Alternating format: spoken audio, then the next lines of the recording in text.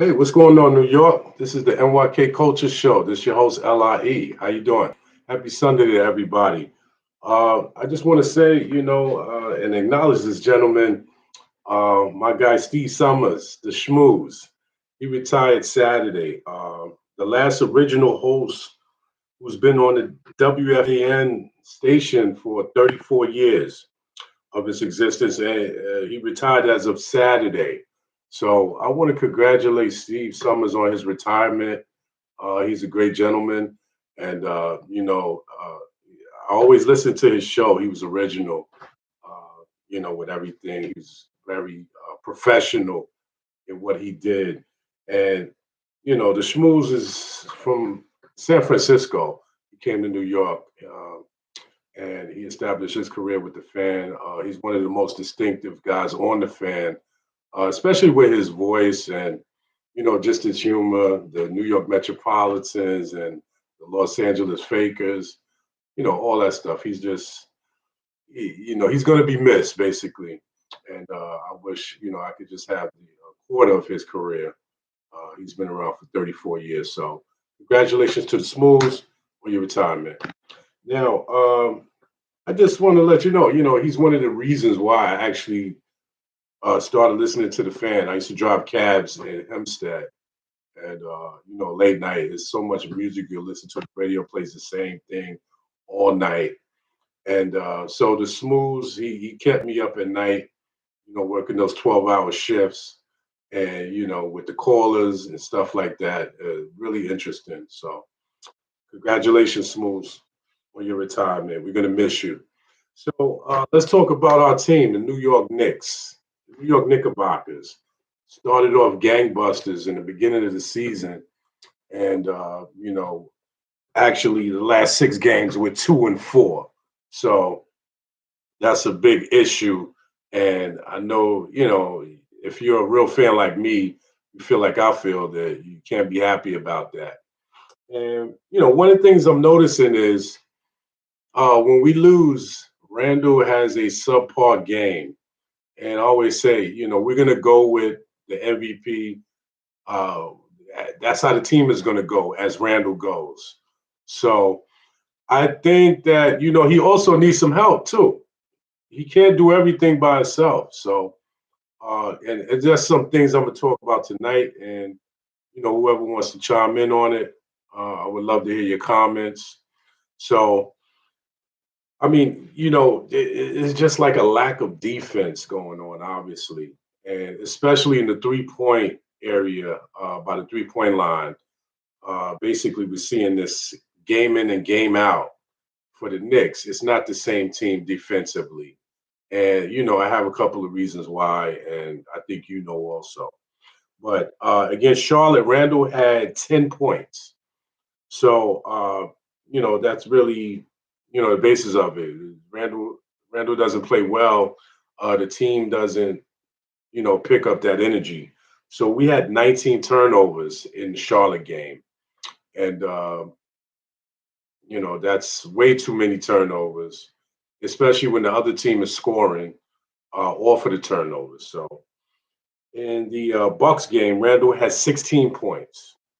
All right. So, like I said, another subpar game.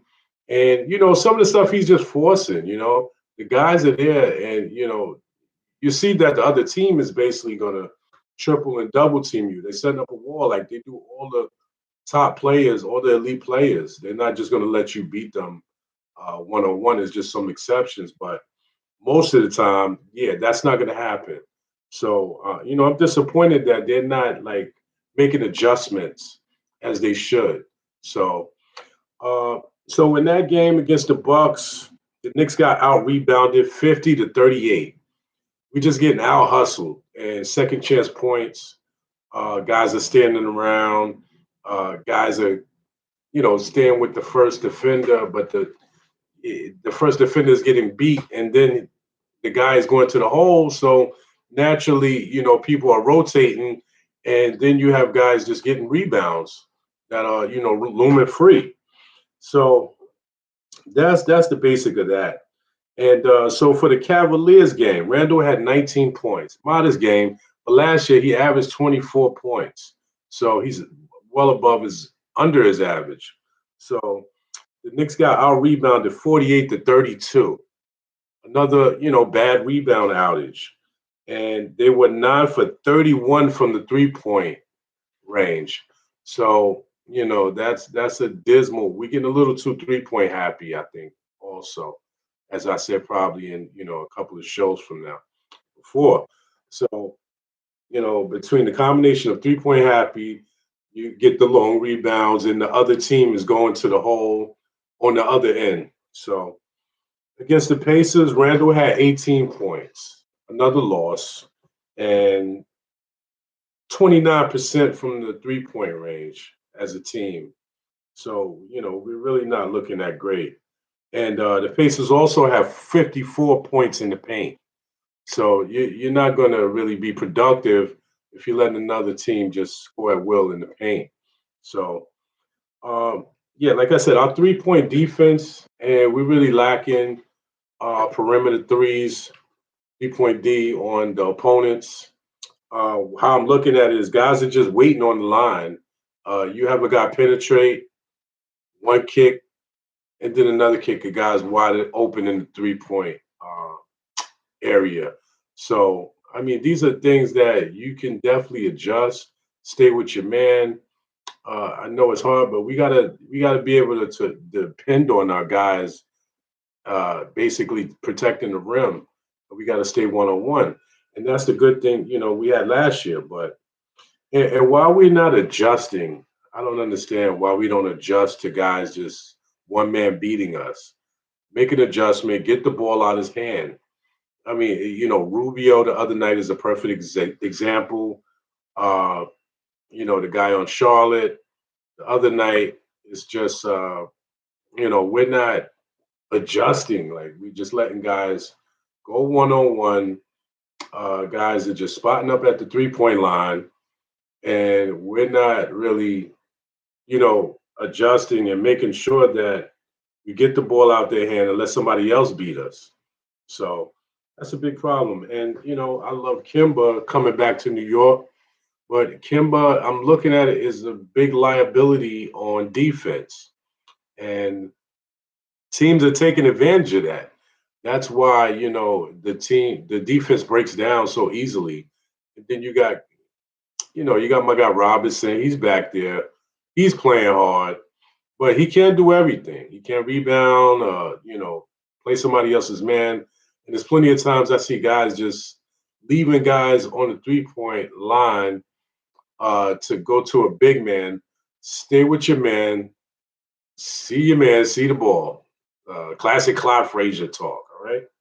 So Kimba is a liability, and the biggest thing with us this year, which I've noticed, they weren't great offensive players per se, but Peyton, Alfred Payton, and Bullock, they were great perimeter defenders, and they could switch on any man because they were big guards, so they could switch.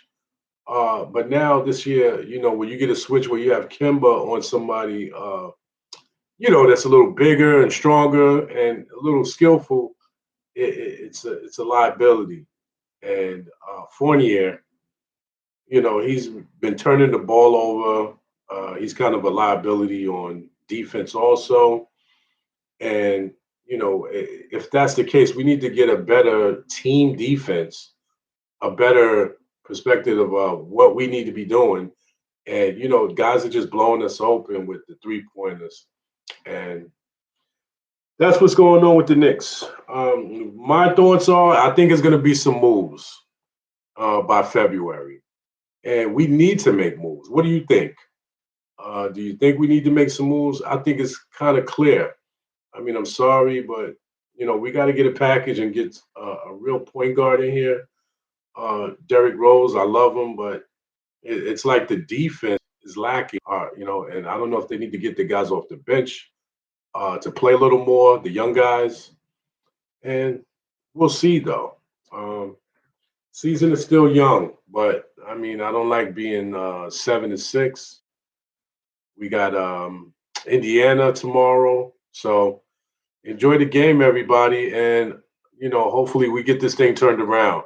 This is NYK Culture, and this is your host LIE. Appreciate you watching, spending time.